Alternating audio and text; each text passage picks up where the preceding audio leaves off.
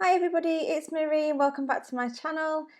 Today I've got a process video for you for Lottie Loves Paper, so I'll just say at the outset that this does count as an advertisement. I am working today with the new collection called Field Trip by Chamel and American Crafts. It is an absolutely fantastic collection, it's so much fun. And so I had to dig through my photographs of my son to find all the dinosaur-y themed, all the fun themed ones that I could. And this one popped out at me, so I thought I had to do this one first. So it's a picture of my son when he had some face paints done at a birthday party quite a few years ago. He's quite adverse to having face paints on, so we were quite lucky to get this shot. So it has to be scrapped, and these papers are just perfect. So what I'm doing here is I've taken a sheet of white cardstock and I've just put white gesso all over it. I'd quite like some clear gesso, but I've only got white to work with at the moment, so just using white. And then I'm using 3 colours of Distress Oxides. I'll put the colours I've used in the description box below.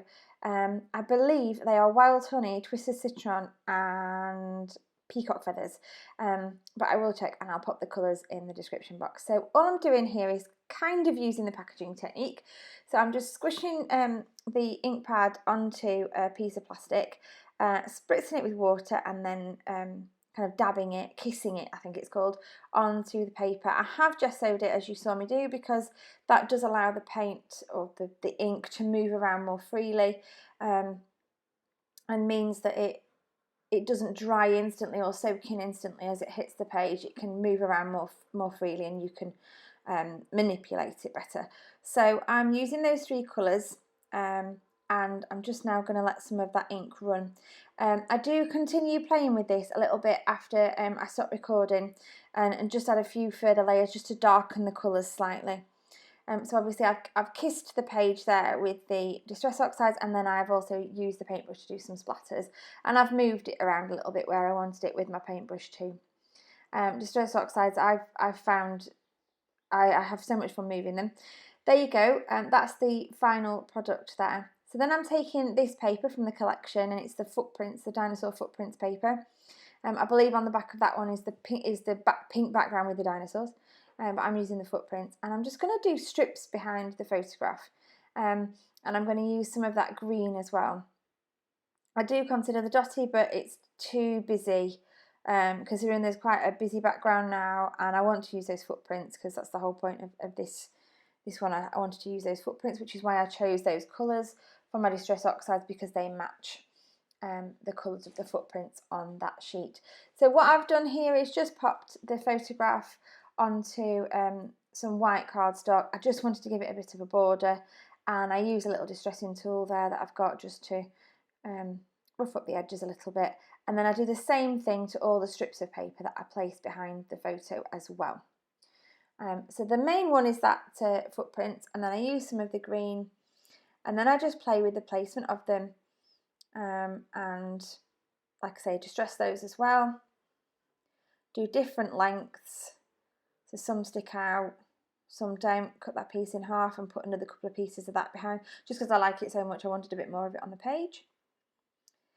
And then I do decide to have another flick through the papers, and there's a stripy paper, a thick striped paper, that one. But I don't want the stripes, I just want a bit of the orange because the colour matches perfectly with the orange footprints and with that orange Distress Oxide that I've used as well. So I just take the little bit of that. And I have to be quite creative with this because I don't want to use much of that sheet because the other side of the sheet has some arrows on that I want to use in a later layout. So I just cut them into tiny little pieces.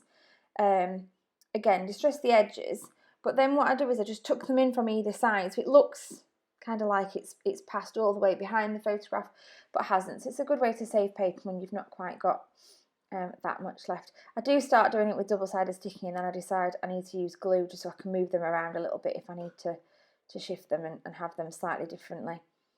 So I just put 4 pieces of that behind, and that just ties all those colours together. Then I'm just popping some adhesive foam behind my photograph just to pop it up a little bit.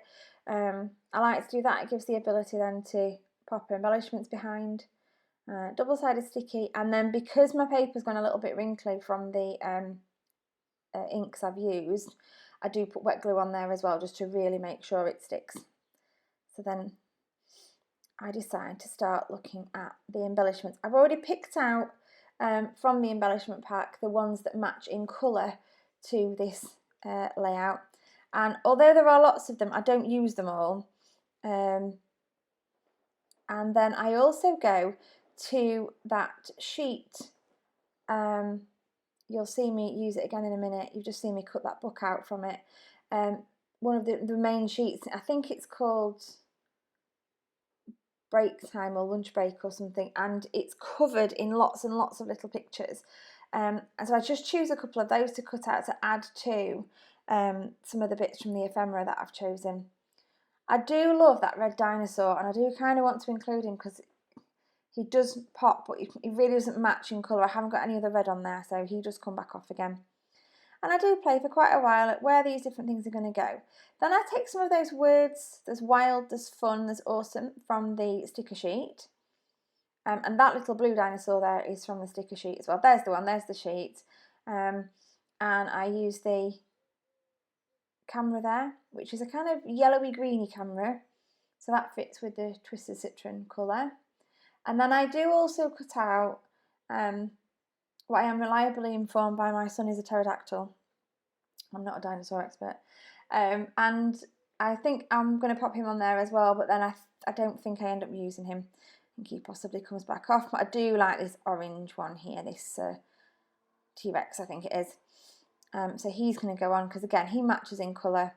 And I just want to do around the photograph some tone on tone embellishments. So he just kind of adds an extra little bit there. I think it's funny sometimes with mixed media, you can end up covering up most of what you do. But it's just that kind of idea that it's there and it's behind and it's poking out. It doesn't have to be everywhere, you don't have to see it all. I do decide to move my title, using the thickers from the collection there. They are green foam underneath a blue letter. They're fabulous. And they fit so well with the colours, just all coordinate beautifully. So now I'm just sticking down the last few pieces of my ephemera. So I've chosen that big dinosaur. He's from the ephemera pack. I am just adding an extra little bit of wet glue to my word stickers that I've taken off the sticker sheet, just to make sure they stick because the sheet is just ever so slightly damp. I'm just popping some adhesive foam on the back of a few of the dinosaurs. Give it a little bit of dimension before everything is sucked down, and then that last little dinosaur there goes and overlaps the photograph. Cover up another one of those plant pots in the background. And just to add the final bit of colour, what I decided to do is use just a few of those Nouveau drops in clusters of 3. So I use an orange, a blue and a green. And I just place them all around. And that's about it for my layout today. Thank you ever so much for watching. This is such a fantastic collection and it's so fun to work with, and I can't wait to get going on my next layout. So keep an eye on my channel for more videos, and I'll see you again soon.